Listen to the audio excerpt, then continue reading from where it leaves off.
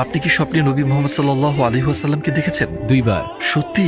আলহামদুলিল্লাহ। এবং আমার স্বপ্নে আমি বালির উপর হাঁটছিলাম একটা বাতাসের বয়ে চলা পথে, যেখানে আমার উপর শুধু পাথর ছিল। আমি আমার হাঁটুর নিচে তাকালাম এবং একটা পদচিহ্ন দেখলাম। কত আশ্চর্যজনক যে পাথরের মধ্যে একটা পদচিহ্ন আছে। এবং আমি স্বপ্নের মধ্যে জোরে জোরে বললাম, এটা এখানে কেন? কার পদচিহ্ন এটি? এবং আমি পেছন থেকে একটা কণ্ঠ শুনলাম, এটা তোমার পিতা ইব্রাহিমের পদচিহ্ন।